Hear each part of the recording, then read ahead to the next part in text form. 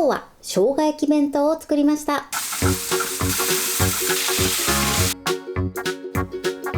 こんにちは、料理研究家のゆかりです。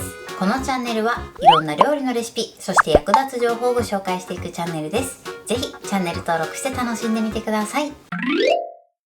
はい、ということで今日はですね、生姜焼き弁当を作っていきたいと思います。生姜焼きはですね、お弁当にするとお肉が硬くなってしまったり、あとは油浮きがね、気になるかなと思うんですが、この2つを解決する作り方をご紹介していきます。さらにですね、今回生姜焼き以外に卵のそぼろなどもね、作っていきたいと思います。そしてね、お弁当の詰め方もね、ご紹介していきます。材料は手軽で、作り方もすごく簡単です。ところどころポイントもありますので、ぜひ最後まで楽しんでみてください。それではどうぞ。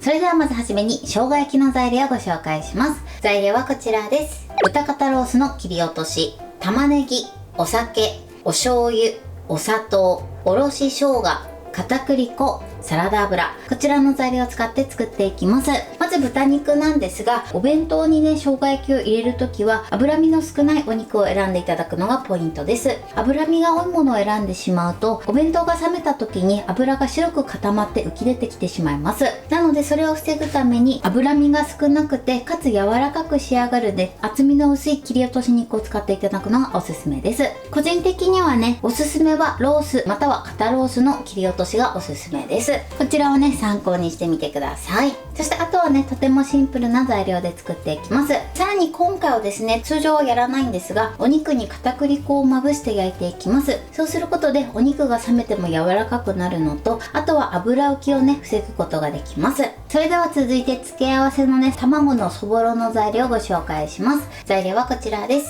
卵、お砂糖、塩、マヨネーズ、お水、そしてサラダ油、こちらの材料を使って作っていきます。卵のそぼろに関しましてはちょっとマヨネーズを加えてみてください。そうすることで彩りも良くなって、さらに冷めてもふわっと柔らかい仕上がりをキープすることができます。それでは最後、付け合わせの材料をご紹介します。最後はですね、ピーマンの簡単な炒め物と、あとは紅生姜をトッピングしていきます。材料はこちらです。ピーマン、めんつゆ、白ごま、紅生姜、ご飯、こちらの材料で作っていきます。まずピーマンの炒め物は簡単にね、めんつゆで味付けをして、そして白ごまを加えていきます。紅生姜はね、このまま添えて使っていきます。ということで早速こちらの材料で作っていきます。それではまずはじめに具材などの準備をしていきます。付け合わせのね、そぼろから作っていきます。まずボウルに卵を割り入れてください。そしてここにお水と、あとはマヨネーズ、そしてお砂糖、あとは塩一つまみですね。こちらを加えてよく混ぜます。ちょっとね、甘めに仕上げていくので、この味付けに関しましてはお好みでね、変えていただいても OK です。マヨネーズがね、ダマにならないようにしっかり混ぜてください。はい、このようによく混ざれば OK です。それでは続いてね、ピーマンを切っていきます。まずヘタの部分を内側に押し込みます。そしてこちらを半分にしてください。あとは種と、あとはヘタを取り除きましょう。そしたらですね、今回半分しか使わないので、こちらをだいたい1センチ幅ぐらいで切っていきます。ピーマンはこのように切っておきましょう。そしたら続いてね、玉ねぎを切っていきます。玉ねぎはね、スライスしてください。だいたい5ミリ幅ぐらいでスライスしましょう。ヘタはね、切り落としてください。玉ねぎはこれで OK です。それでは続いて先に卵のそぼろとピーマンを炒めていきます。まずフライパンにサラダ油を敷いてください。そして火にかけます。火加減は中火です。一度油を広げて30秒ほど温めてください。そしたらまずね、こちら側半分に卵を流し入れます。ちょっとね、フライパン傾けてください。そしてこのように固まってきたところからくるくるして、そして卵を固めていきます。ある程度半熟状態まで仕上げたら、空いてるところにピーマンを入れます。そしてピーマンもね、炒めてください。この卵はこのままね、そぼろ状にします。はい、でいい感じにね、まず卵がね仕上がったので、卵だけね先に出しちゃいます。卵はね別のお皿に出しましょう。よいしょ。卵焼いてからねピーマンやっていただいてもどちらでも OK です。このようにふわふわのそぼろに仕上がりました。そしたらピーマン仕上げちゃいます。もう一度火にかけてください。これで炒めましょう。火が通ったらここにめんつゆを入れます。あとは白ごまです。これでさっと炒めてください。はい、 OK です。ピーマンの炒め物はこのように作ってください。こちらも取り出して粗熱を取っておきましょう。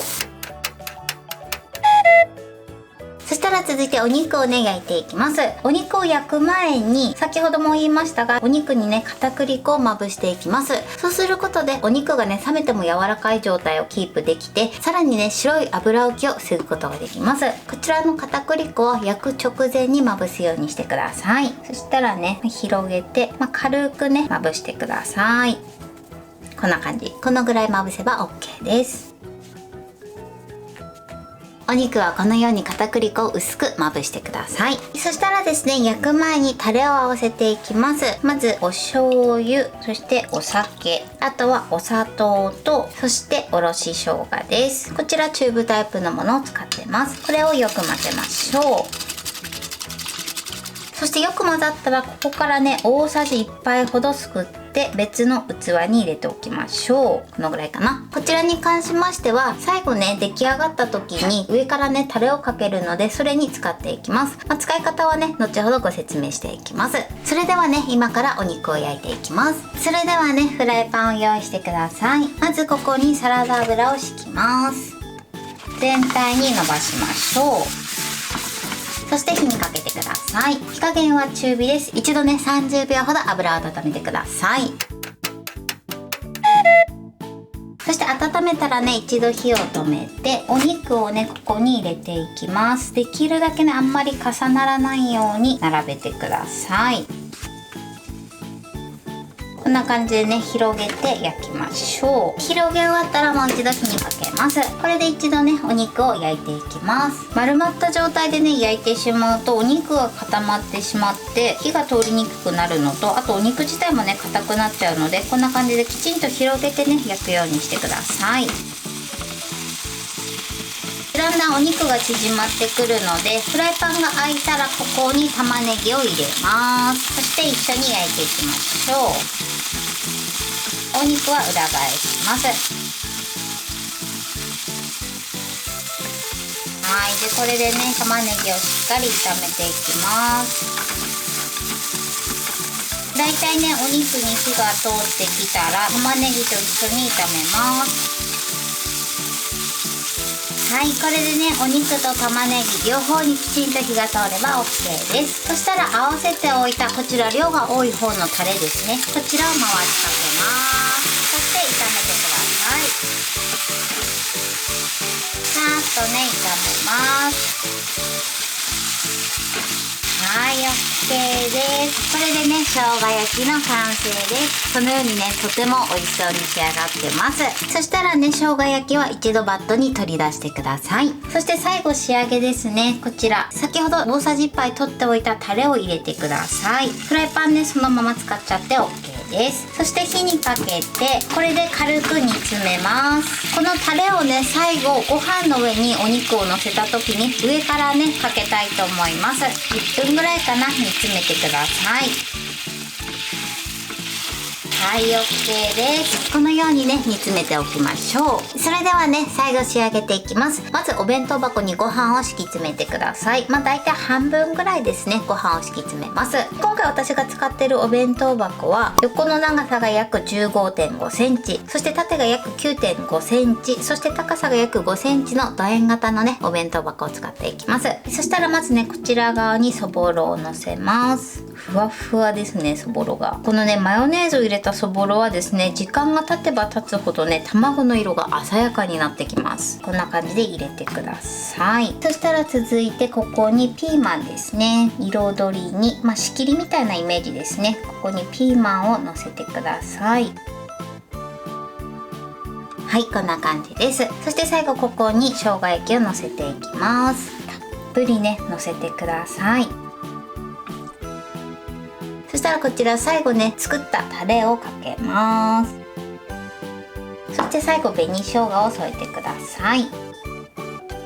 これでお弁当の完成です。ちょっとねこのお弁当箱小ぶりなので生姜焼きが3分の1ぐらい余ってます。なのでもう1個ねお弁当を作るか、もしくはねこちら冷凍していただいても OK です。大きめのお弁当箱だとね全部入ると思います。はい、これで生姜焼き弁当の完成です。こんな感じに仕上がりました。このようにねお肉がとても柔らかくて美味しそうに仕上がってます。卵のね彩りもとても綺麗に仕上がってます。これで完成です。それでは早速いただきたいと思います。でね今作ってからだいたい5時間ぐらい経った状態なんですが、こんな感じで油浮きもせずとても美味しそうな仕上がりになってます。それでは早速いただきたいと思います。美味しそうです。ではいただきます。お肉が柔らかくてすっごく美味しいです。美味しい。そしてね最後にタレをかけてるので味もしっかり馴染んでます。では続いてそぼろとピーマンを一緒にいただきたいと思います。ではいただきます。もう卵がすっごくふわふわです。ピーマンの味もちょうどいいですね。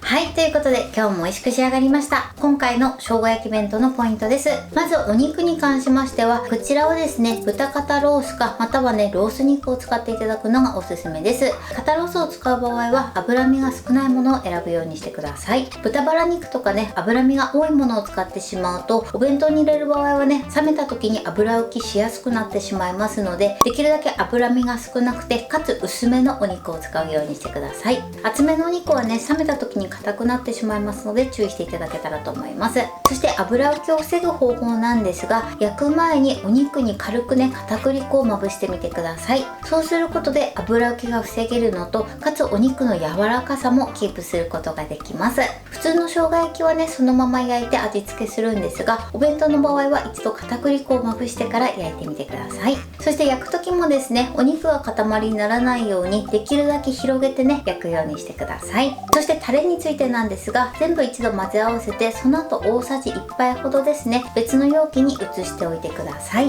移した大さじ1杯の方に関しましては一番最後にね生姜焼きが出来上がった後に別で煮詰めて、そして最後ね上にかけてください。そうすることで美味しい仕上がりになります。そしてお肉と玉ねぎにしっかり火が通ったらタレを回しかけて、そしてしっかり煮絡めてください。そして今回ですね生姜焼き以外に卵のそぼろとあとはピーマンの炒め物を入れました。卵に関しましてはこちらはマヨネーズを少し入れていただくことで色味が鮮やかになるのと、あとは冷めてもね柔らかい食感をキープすることができます。ピーマンもめんつゆで炒めるだけなのですごく簡単です。もしピーマンが苦手な場合は絹さやとかねそういった緑系のものを入れていただくと彩りが鮮やかになると思います。あと敷き詰める時なんですが、まずご飯を半分ぐらい敷き詰めて卵を入れて、そしてピーマンを並べて、そしてお肉を上に乗せて最後煮詰めた汁をかけて仕上げてください。紅生姜もね最後入れていただくと彩りが綺麗になると思います。材料は手軽で作り方もすごく簡単です。とても美味しいのでぜひ作ってみてください。